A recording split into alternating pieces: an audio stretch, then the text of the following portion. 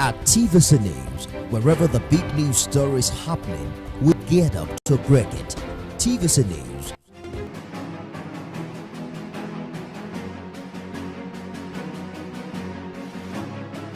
Genuine business people desirous of success in today's environment ignore the taxman only at their own peril. Under the oversight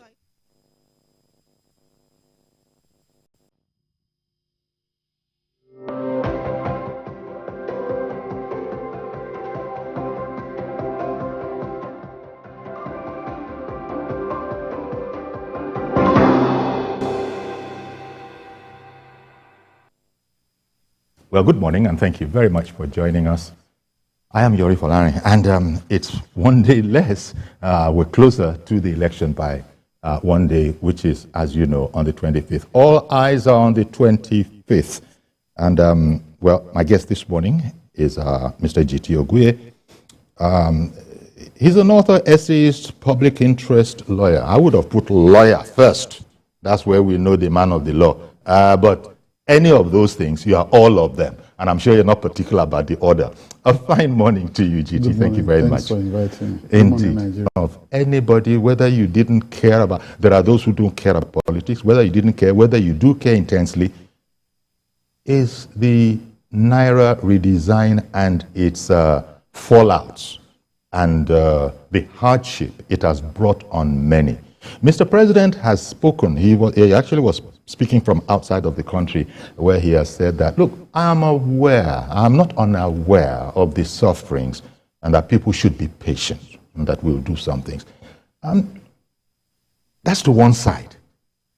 The Supreme Court, and I know this is right down your territory because you have an opinion on that, the Supreme Court injunction, to most of us unlearned people, seemed to be saying, hold on a while. Between the president and central bank, they didn't hold on. Give me your commentary, please. Well, a lot has been said about the Naira swap now being famously tagged Naira confiscation. Yes, somebody has said that. Exercise embarked upon by the federal government of Nigeria. And a lot more will still be said. My take up front is that the policy at the time of introducing it was unnecessary. I won't quibble, I won't prevaricate. I've seen a lot of people drawn a line. Oh, it's good policy, it's something that we should be doing, but the timing. I'm not going to make any such division. All I just want to say, and this on record, is that that policy is wrong-headed. Both in timing and not in timing alone now, but also in its conception and its shambolic implementation. Adopting that the CBN has powers under the CBN Act, and I'm referencing Section 17, which says that it's the sole authority to print and mint Naira and coins, not the federal government, not the state government, not any local government. And Section 18, which says that it's a make arrangement for the printing of new notes. And Section 19, which says that it has to get the approval of Mr. President. And Section 20, which says that once all notes are being withdrawn, every old note that is submitted or surrendered, the equivalent amount should be given to those who have those, which the CBN has breached, a provision which the CBN and the federal government has breached. So nobody is arguing about that. But the point is that it's now very obvious, clear to the blind, audible enough to the deaf, that the program or project or policy was not well thought through. It lacked the capacity to print immediately an equivalent sum of the amount that's being withdrawn from circulation, and obviously they lack the strategy to implement the project, given the way it's gone, and then the timing of it, which has brought untold hardship on the masses of our people. In default, the CBN and some supporters of this to go to cashless policy. The CBN didn't tell us at the outset that they were using this as cashless policy. They've been flip-flopping cashless policy. Oh, we want to fight illicit election financing. Oh, we want to fight those who are hoarding money. Oh, we want to embrace what is modern and all that. They've not given us any coherent reason why they had to embark on this policy 6, 7, 8 months to the end of the tenure of this administration. So if the president had to approve, and he was the one who approved, this president has not satisfied Nigerians on why he didn't do it from day one. We know that this president is slow. He was even slow to constitute the cabinet. It took him 6 months. We know. But he's not told us why he didn't do it year 1, year 2, year 3, year 4, year 5, and all that. And I'm asking, who is going to indemnify those who are being inflicted with pain now? Who is going to compensate the banks whose property have been lost, right? Insurance, right? Who is going to even remedy a situation whereby I saw the Yarekwa way axis the other time, on Friday, the newly constructed road, the newly tarred roads. Yes. Where people had bonfires. That's right. Thereby melting the tar. That's right. And I was just wondering, why do you inflict this pain on the citizen and even on yourself as a government? I can't understand it. I don't know if they didn't think, because you see, GT, people, captains of industry, heads of organizations, in this case, the head of the country, usually you will have a feasibility study telling you what it is going to be like, this project that we're thinking about. And as you just said, between the federal government and the CBN, they have demonstrated a lack of capacity to execute this thing properly. But they still went ahead. The president is on record as saying that he wants a free, fair, credible election to be his legacy. And people were quoting him for a long time. There's no going back. Well, I don't know. In the latest round of crisis now, he has said that we are going to be exploring all sorts of ways to ameliorate this situation. But as you said, I find it personally a bit difficult to understand how they didn't see all of this up front. All this chaos, all this crisis, all this damage, all this destruction as a result of a policy between CBN and the federal government. I can't understand how they will say that they didn't, because these are strategists. You don't get to where you're being without being a strategist. But for what it is worth, Ashwaji Bola Ahmed Tinubu, I was reading someplace, had spoken about it and had said that,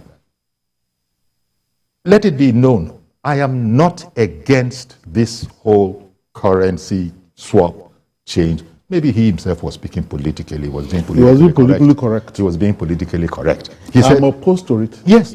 I did to me. Because it doesn't make any sense to me at this point. Even from a monetary policy standpoint, do you know how much it will cost a country that is perpetually borrowing money?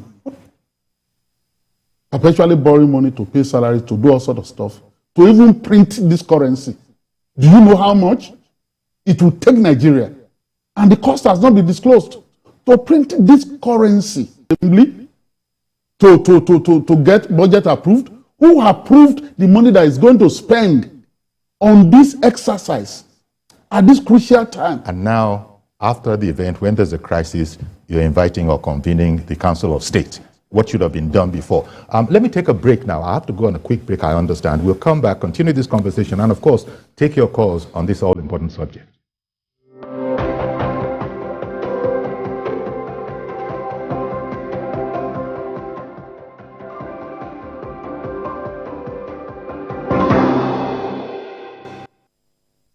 Guys, did you know that of all the major candidates, Bola Tinubu's Renewed Hope 2023 Action Plan contains the most detailed and innovative solutions on the best approach to building our national economy?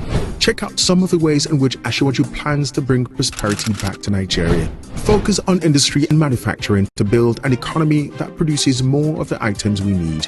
Complete the Great Green Wall of the North to reduce forced economic migration review the corporate tax system and deploy technology and effective policies to earn more revenues for the federal government, reform the civil service to fight corruption, reduce bureaucracy and increase the efficiency of government service delivery. Asiwaju had an impressive track record as a governor in Lagos. Under his administration, Lagos grew its revenue base from 600 million naira a month to 50 billion naira a month. Vote APC so that Asiwaju can do for Nigeria what he did for Lagos. Vote APC for a prosperous and economically stable Nigeria. This message is powered by the APC PCC Youth Directorate. At TVC News.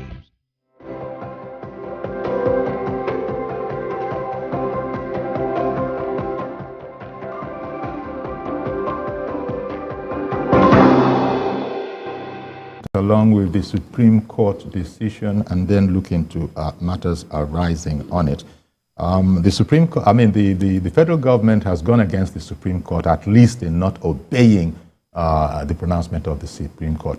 That itself is surprising to many who recall that the president used to say when he was asked to do difficult things, throughout his years of service, that, well, you see, you must remember, I'm not a military head of state anymore.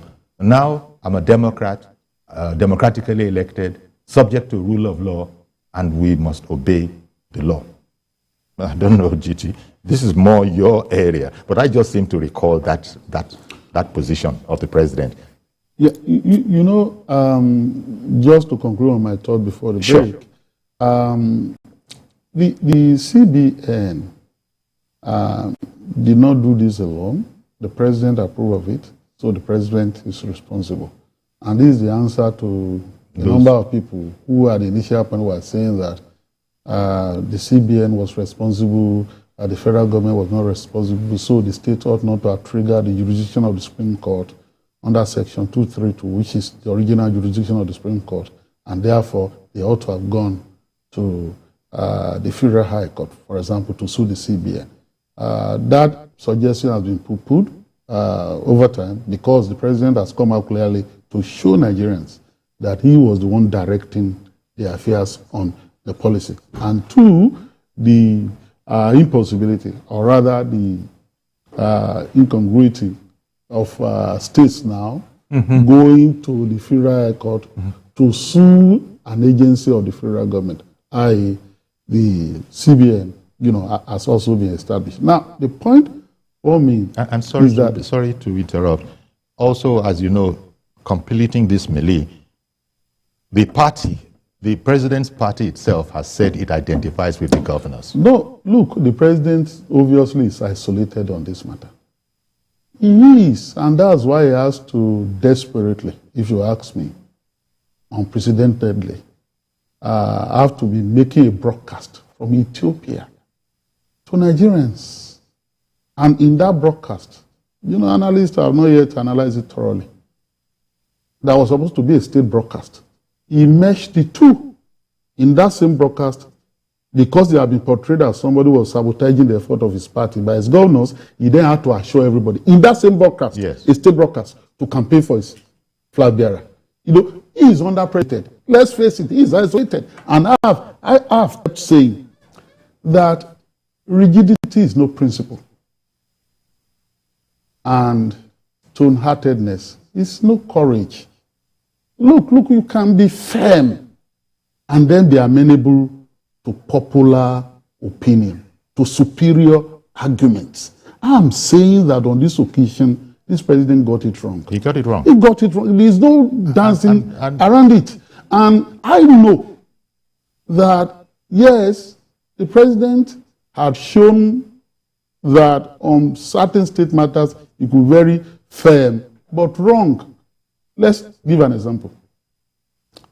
The service ships that were replaced at long last, it took the whole country, traditional rulers in the north, governors, to openly break ranks with the president on the service ships before he could. His own appointees, he had difficulty in removing them from office. And when he eventually did, who is that person now that will not say that from that point when they were relieved of their duties, before he compensated them by appointing them ministers, ambassadors, and the likes, that we've seen a change in the Northwest that was ridden with banditry.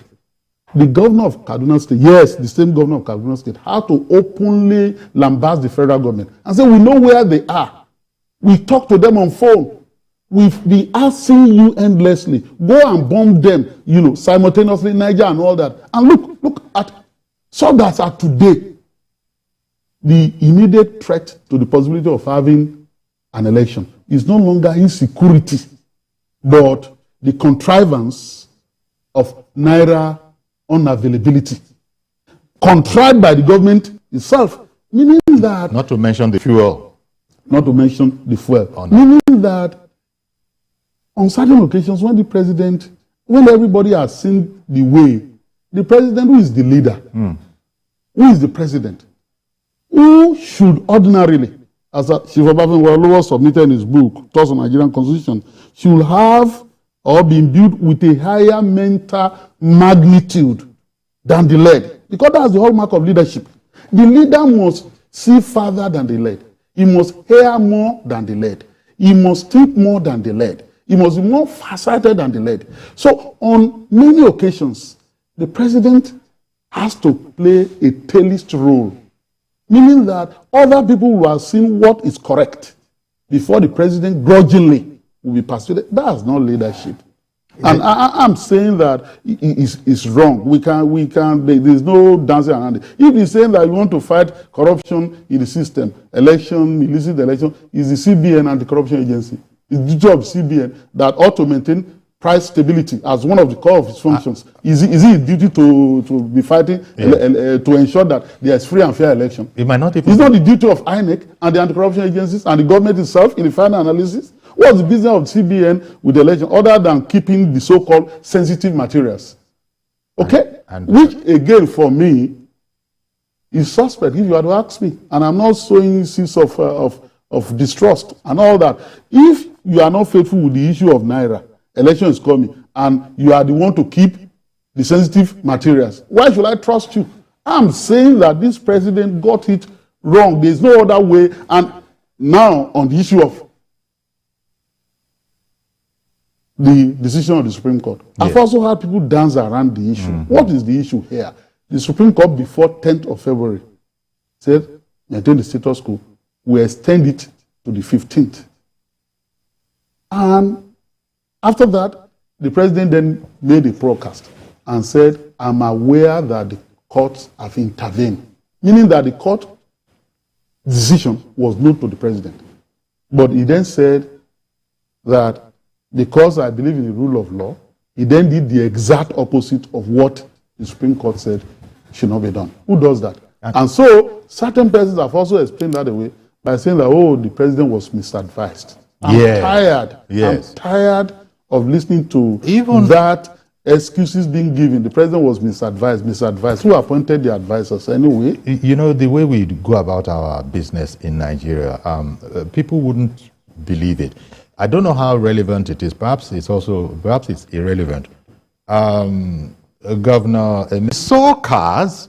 We saw vehicles loaded up, with his picture and all of that. So that is just a little one, by the way, trying to understand this. And now this is the same man. Between him and the president, they can pull this number, and thousands, not to say hundreds of thousands of Nigerians are suffering as a result. Well, as I said, it's interesting to hear that even if we want to say Bola Ahmed Tinubu was being politically correct, he has said that he has nothing against it. But Uche in Anambra, so sorry to have kept you waiting. Good morning to you, sir. Yeah, good morning, Mr. Yoro. Good morning. Thank you for calling in. Good morning, the barrister. Yes. Good morning. Good morning, Uche. Yeah, this is Uche. I'm calling from Nnewi. Thank you for calling in, sir. Yeah, Mr. Yoro. I think the way we are overflowing this issue. Which issue is being overflowed? Which one? Be specific. No, when they say that the president is not respecting the court order, I mean, is this the first time? Is this the first time that the president is not respecting court order? Why are we talking about this one as if it's just the first time? But the president has this history of not obeying court orders. We all are in this country now.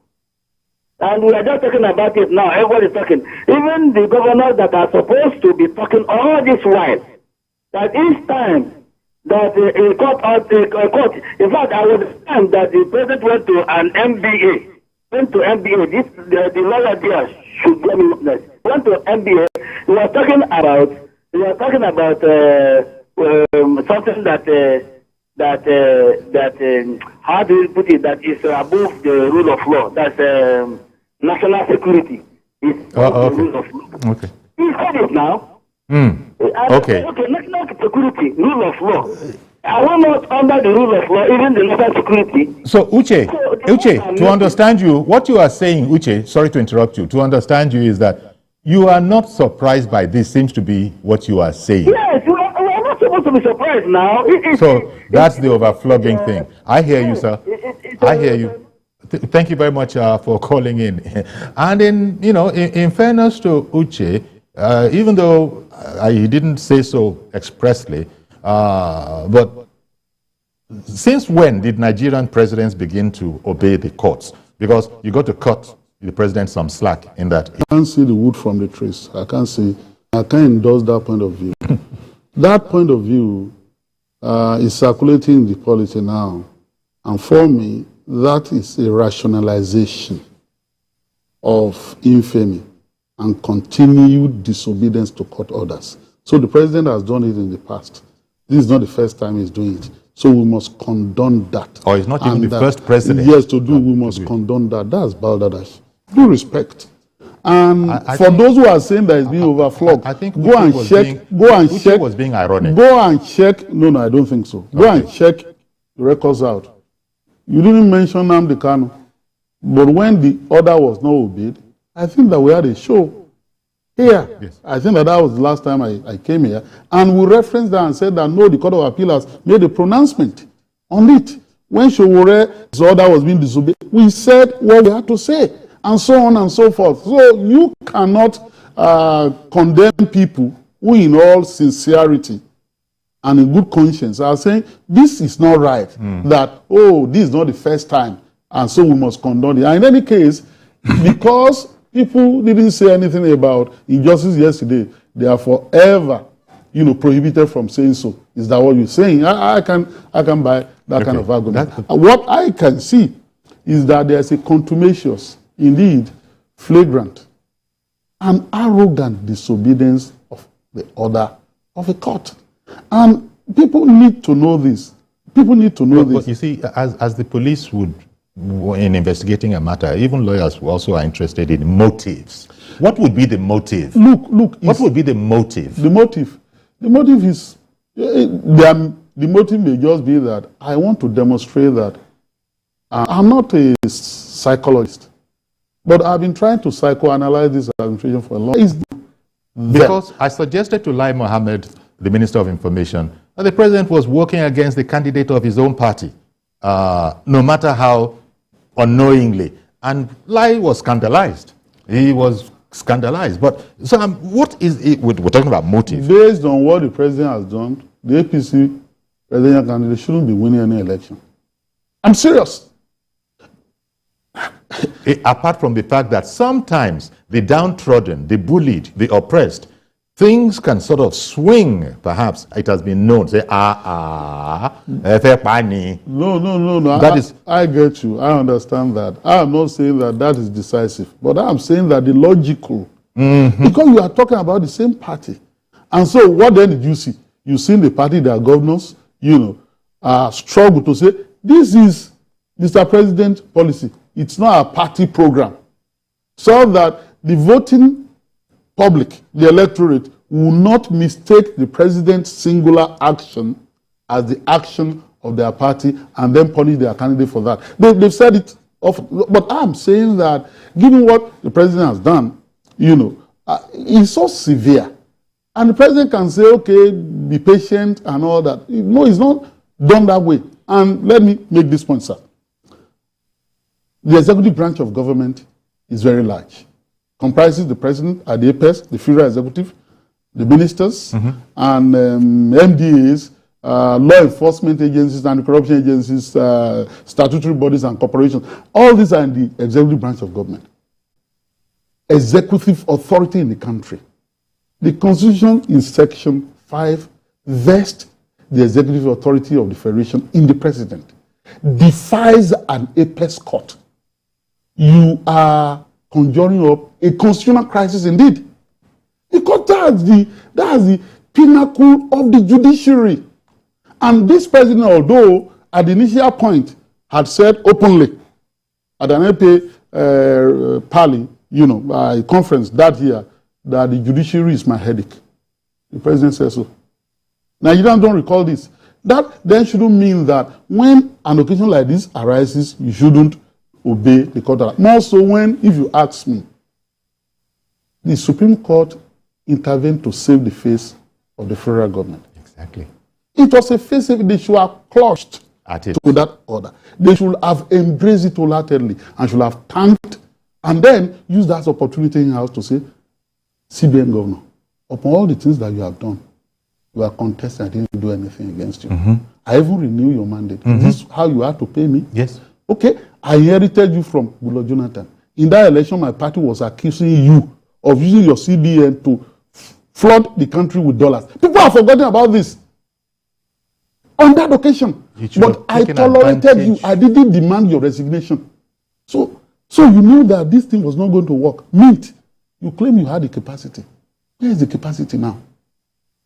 The president should have brought out a statesman in him, if he's in there, and then do what is right. But for him to then come out and say, I'm aware of your order, but this is what I'm going to do. So we don't know what the motive. We don't know what the motive for this. Well, the president has said that he wants to leave this place better than he met it, and that is what he wants to be his legacy. And this confusion, it might seem like that to us, is what we're going to have to pass through. Stay with us, please. We'll take a break. We'll be right back. We'll continue to include your calls.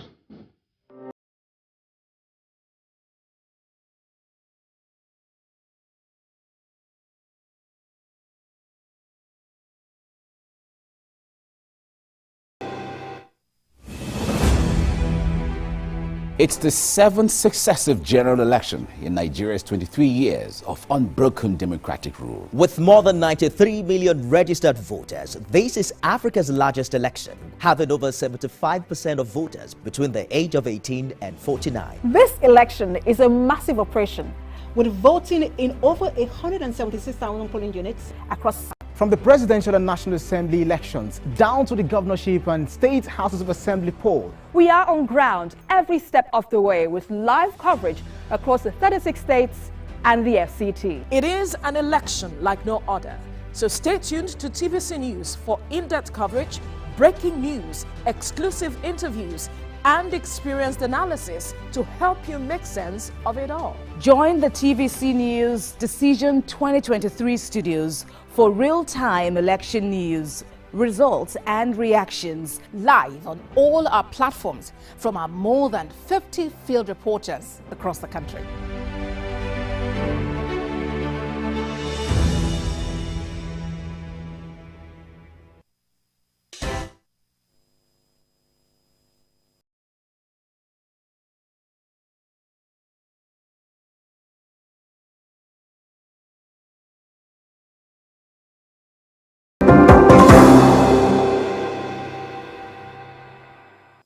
Jitio Gunye is still on set with us, and the whole Naira redesign, which should have been a simple issue. In fact, the Naira redesign is no redesign, but that's a totally different subject. It just looks like the color separation was adjusted. People in advertising know about color separation. You got 4 sheets. You got four sheets of film. You put them on top of each other. They come out with color the way you and I know it. Take away one, and there'll be a variation. That's what was done. I don't know. I wasn't there. And they're calling it a Naira redesign. But more importantly, they then prevent Nigerians from, that is, when I say the policy, the action, then prevents Nigerians from spending their own money. Their own money. Nigerians are dehumanized. There are people sleeping at ATM machines. Yes, you can trust the dramatic in our people. There are people who are now doing praise worship at ATM machines. If they are Muslims, they are doing their rukus in there. The point being that we are here. We don't know when it's going to... No, it's not drama. People are not overtly dramatic. Really, people have been very tolerant. And that's why people say that Nigerians laugh, they smile and all that. They're happy-go-lucky people and all that. We've been tolerant. Okay? Now, we now have a situation of people now stripping themselves naked in the banks. Well, that was... the Tunisian situation where, somebody burned himself and then that triggered the Arab Spring was almost going to come here. Okay? It is just that psychologists do not have sufficient work in our land here.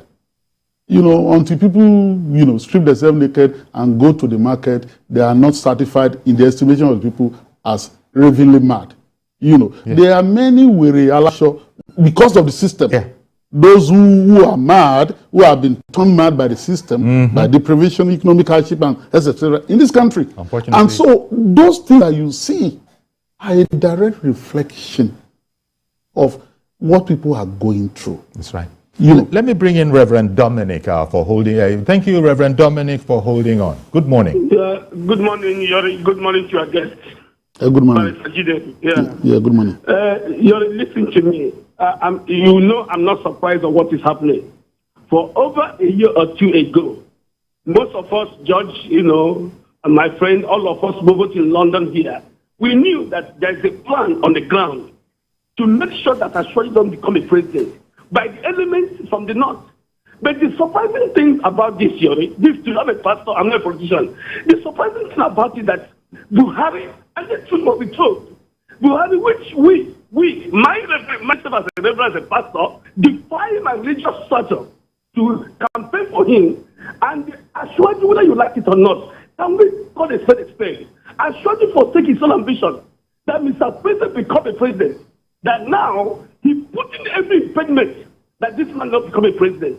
If he wins this election on Saturday, it will be a miracle to the president. No party on earth demarcate himself through this election and win that election. And if he wins this election on Saturday, I wouldn't know what I would call Nigerians. I went to bank this morning by 7 o'clock, and my wife was telling me, why are you going too early? When I get to bank 7 o'clock this morning, I couldn't park my car. I had to call my counting officer. He said, sir, you have to go back. But there's no space here. There's no money here. I even Dominic cannot, access my money. I'm hungry now as I'm still talking here. If I am hungry on my status in this nation, to say the truth, how much more the market woman? I don't have food in this Spain. If Ashwaji wins on Saturday, it's a miracle. And we have to congratulate our brothers in the north. They have done well. Yes. But whatever you do, God's will must prevail. And let me tell you something, Yori. When I heard Mr. President broadcast from Ethiopia, I laughed. What is urgency? We are in war here. You went to Ethiopia, start broadcasting in Ethiopia, telling us who to vote and not to vote. What kind of government is this? Yori, in 2015, all of us said that good luck government was kindergarten. What we call this government? What we call this? Well, is it primary? Is it infantry? What we call it? Where a party is working like this itself. Today there's 3 APC, the Ashwaji APC, the Malawi APC, the CBN APC, the Mohammed Buhari APC. Where does this happen? Thank you, Nigeria. Thank you very much for calling in, Reverend Dominic. Now, this policy, they must have known when they were doing it. All the presidential candidates, Obi, Atiku, Tinubu, and all the rest of them, were not going to be affected by this. It is the masses, the teeming masses where the numbers are, that were going to be, maybe they didn't think of it as would be punished, but they are the people suffering. Let's spend a few moments. Give me your understanding of Tinubu's position on this, where he was also appealing for calm and also stating that he was actually not against the policy, but as you yourself stated at the beginning of this, it's just the execution that could have been better. I think I read that position. It was statemanly, mature, and very measured. Statemanly, that issue still go on the campaign stump to lift his hand and, You know, it's a huge theater. It's really, it's almost like the theater of the absurd. Yes. So, almost. So whatever he says, he has to, and then he then has to walk the fine lines to ensure that, okay, God will take us to Saturday. Nothing must be done to ensure that this is scuttled. We'll see what's going to happen, and so on and so forth. I don't pity him. Really, I don't pity him. No, the president is in a But line. you know, let me just say this, and this is important that we say this because we want to be put on record. If you study Nigerian political history, perhaps that's maybe the only fascination that's there. The issue of political unity has talked a checkered history. And so, in the 60s, the dominant political group in the North was not able to be on the same page with the political, dominant political group in Western Nigeria. Awolowo, was anti-feudalism, very hot on those issues, and wasn't going to have any agreement with them. And he suffered the consequence. He was reloaded into prison. He was freed, and all that, and all that. The MPC, NCC, alliance didn't survive. By 1964, UpGuard come up with Okpara and the rest, now going back to say that they're leaving the whatever. So when the 1964 general election occurred, in the Second Republic, we also had that kind of thing. This is the first time in 2015 that the dominant political group in Western Nigeria will embrace and then try to come together. If that kind of experiment does not work, it can have impact on our country moving forward. I'm just saying this. So I don't think that what I've seen is that whereas this experiment started and everybody said, oh, this could be good, then that means you coming together, the first opposition party winning election and all that. Ghana has done that, and all that, and all those things. I mean, the administration had everything going for it when it came into power, in spite of those who didn't vote to elect the president. The president, right from the beginning, started nibbling at a platform that he could have solidified. The president went to United States, for example, and he was asked a question, softball, at a think tank group.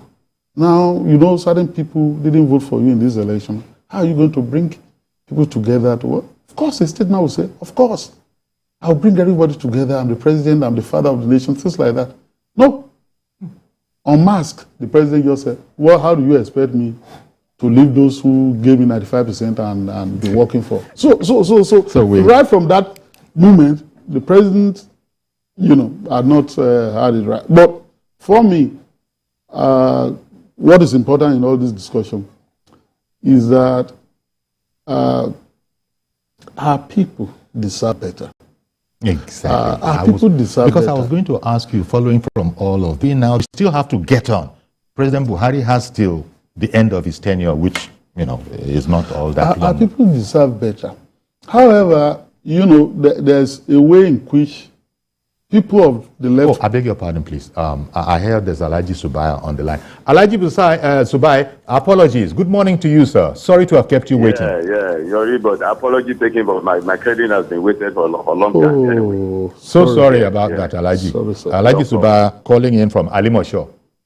Exactly. Please go ahead, sir. Yes. Thank you very much. First of all, let me appreciate your guest. Thank you, sir. He has said my mind.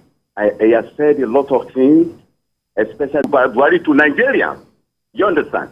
So it is so painful, the way we saw ourselves, and the unfortunate aspect now is that even our president disobeying the Apex Court ruling. You understand? That is why I said your guests have said a lot of things. In fact, Apex Court, by his position, he's trying to salvage the mess the president Emefiele and the president has cost Nigeria. But unfortunately, You understand? They didn't listen to him. And that is why, on this note, and maybe your analysts, your guests will even say more about it. That's why, for one, I didn't expect any miracle tomorrow. I think, the apex court is going to meet tomorrow, but I didn't expect anything, for anything. So the analysts have said it.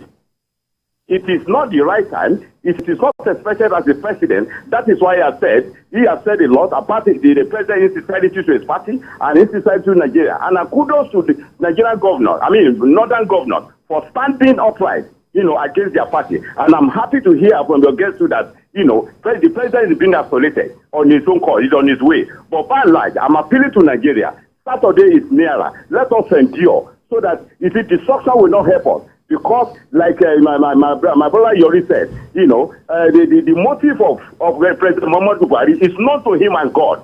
But unfortunately, his own motive, because I don't see why he should be behaving to us in this way. His own motive is not to him and his mind and to God. But I'm appealing to Nigeria to exercise patience till Saturday. Let us try our best and endure. God will save us from this wahala. Thank you. Bless you. Thank you very much. Thank you very much. And once again, Alhaji Subaya, apologies for holding you up all that long. But as it is, because there are some things that you were saying that I wanted you to land on. Everybody has been impacted negatively by this, at least the vast majority of our people.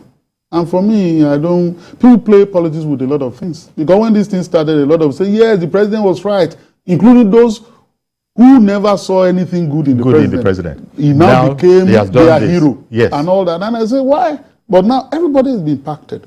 And I urge Nigerians in Lagos particular, to know this. There are certain people of northern extractions selling grocery in traffic, fruits, and all that. Most of them, preponderantly from the northern, ordinary people. They've not been selling. They've not been selling because people don't have money to. So if they're selling like that, lay-by and all that, is that where you want to be doing transfer? Exactly. Is that what you want to be doing cashless? So as Tinubu said, he's not against this, but it should have been done differently. It could have been done differently. Certainly not try to pressure cook it into the few weeks that it was going to take. What was wrong with having this? The high and mighty have also been impacted, not so much the ordinary people. Yeah. I reference Chief Edwin Clark, Senior Advocate of Nigeria, who publicly declared that he bought 200,000 with 250,000, or with 50,000 naira. He said it on air, on Arrest television. Yes. Because it was the only way he could get hold of it. Is it the new note or the old notes? Because I've done so too. You have also had to actually be, you have allowed yourself to be extorted. I've been in court and a judge said that, what do you mean? You think that we are not taking judicial notice of what is going on? I'm a judge. I've not held, in the past 2-3 weeks, I've only had 1,000 naira with me. And I sit every day. I work, I conduct trial. So what do you expect me to do? To go and be chasing ATMs? Or you think that judges don't spend money? Mm-hmm. Everybody has been impacted. That's why. And so that's why I'm saying, look, I repeat, stubbornness is no courage, and rigidity is no principle. They are different. It doesn't take anything away from you. People are not going to say the President Buhari will not be less a president. No. If you were to kowtow and bow to the interim relief granted by the Supreme Court, this Attorney General will not be less an Attorney General. In any case, maybe people don't know. This Attorney General will perhaps be the longest serving Attorney General in the history of this country. And as you know, this Attorney General also would be president. He also wanted to be president, just to throw that in there. Yes. Between the Attorney General and the governor of Central Bank. At the end of the day, when they leave office, people will ask, Attorney General, you were there for 8 years. Elias was not there for 8 years. Mm-hmm. Ajibola was not there for 8 years. He had to go to Hague. Okay? Bayojo was not there for 8 years. Akpango was not there for 8 years. And so Bola Ige was not there for 8 years. He was even killed as an Attorney General. But you, 8 years now, what have you achieved? I mean, people must rise. People must do what is right by their country. Well, I've got to leave it. Because I don't understand all this. Why must we be taking through all this ordeal? That is why just because you want to prove that you have power to exercise, and then you leave us in the hands of a CBN governor to be insulting us every day, to be setting up his banks. This CBN governor left any bank for the CBN. That's right. Was he not concerned when he saw bankers of his bank, Zenith Bank, scaling the fence? Was he not troubled? I mean, but you know, we go into an election now, and that's how we anchor, sir. We go into an election. Sorry about that. Let me quickly squeeze in. And sorry, Peter, but that is exactly what we must do. Go ahead, Peter, calling in from Magodo. As brief as possible, please. I didn't want to not take you. Yeah, my name is Peter Chigozie Wallach. I'm calling you from Magodo Phase 1 here. I just want to contribute to this program because all of us, we are in this mess. You know, from the onset, when Buhari came in, I gave him my vote in 2015, thinking that things were going to change, you know. But it is very, very, very, very unfortunate that ever since Buhari came in, it has been one issue to another, and he's a father figure. It's very, very painful that Buhari will see people suffering, like people dying, even a life, one life. I don't know why Nigerians don't value life. Just one person like this, nobody cares. This is something that I beg him in the name of God. If there's something he can do, before it's too late, he should do it because people are dying, people are suffering. All right then. Like Tinubu himself, that is an innocent man, this thing now is coming to affect him. But I pray that God will, in His infinite mercy, will soften his heart, and then those around him that are trying to make this thing to be. Peter. I don't know. Okay, Peter. Thank you very much for calling in. Really appreciate your call. But that's as much of the time that we had. So we end, and I still didn't get a question that has been bothering my mind, which is what was the motive of the president and Governor Emefiele in arranging this whole thing anyhow? What was the motive of the president in tolerating Emefiele when he wanted to be a president? And also giving the Attorney General his job back. Yes. After he had come out and bought the form. Yes. What was the motive of the president? So the motive is out there, writ large. It's there. It's clear. So I'm not going. You wanted me to answer that question. I knew from time. Yes. But I'm not going to answer that question. Okay. So we're going to have to leave it here. I think that by deduction and inference. That's the best we can do. By deduction and inference. Okay. The lawyers use very much. Yes. And judges use in adjudicating. Yes. In evidence that you can deduce, you can infer. The motive of the president should be clear to everybody. I'm not going to answer that question. But whatever the motive is bad for the people of Nigeria. There you go. I think we have to leave it there. Well, most of us probably suspected that, but didn't have the words that you have used to state it. Whatever the motive of this is out there blowing in the wind. That's our program today. Thank you very much for being with us. Thank you very much to our guest, Mr. G.T. Ogunye, lawyer.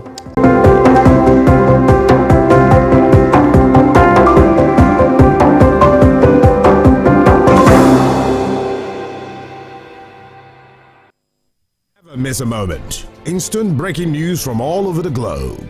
Live streaming of your favorite programs delivered directly to you. Watch anytime from anywhere on your mobile or smart devices. Download the TVC News app today. Available on Google Play and Apple Store.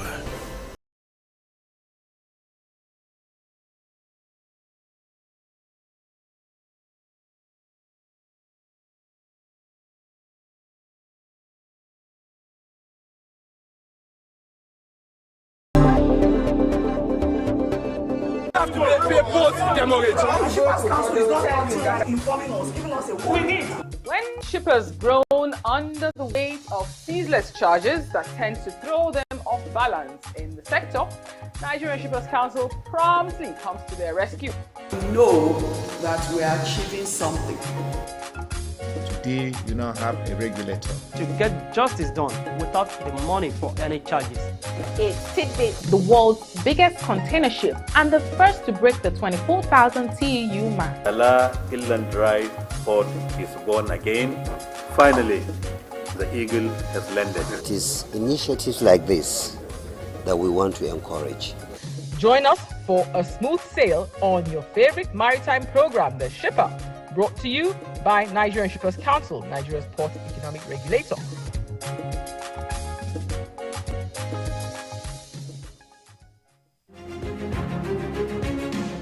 It's been 3 decades of statehood input with steady growth and development in all areas. A decade-long Boko Haram insurgency has also hampered the steady rise to greatness in the pride of the Sahel. But it's time for continuity, consolidation and innovation in Yobe State.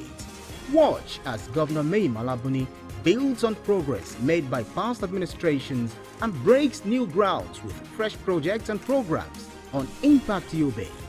Impact Yobe on Saturdays at 8:30 p.m. and Thursdays 12:30 p.m. on TVC News. Join us. Campaigns for the 2023 elections proceed at intense pace for the All Progressives Congress APC. When the chiefs were down, President Muhammad Buhari showed up to add bite to the APC campaign. At the APC presidential rally in Lafia, Nasarawa State, President Buhari reaffirmed his commitment to the party's cause when he declared support for the presidential candidate, Asiwaju Bola Ahmed Tinubu. I am very pleased today to be part of this campaign for Bola Ahmed Tinubu as the next president of the Federal Republic of Nigeria. The president told Nigerians to keep hope with the APC and Tinubu. I will continue to campaign for Bola Ahmed Tinubu. He is a committed Nigerian, and I believe he will give all he has to this country and to you Nigerians. No controversy, no division, as the APC campaign train forges ahead in one accord. Vote APC. Vote Asiwaju Bola Ahmed Tinubu for president and Kashim Shettima for vice president.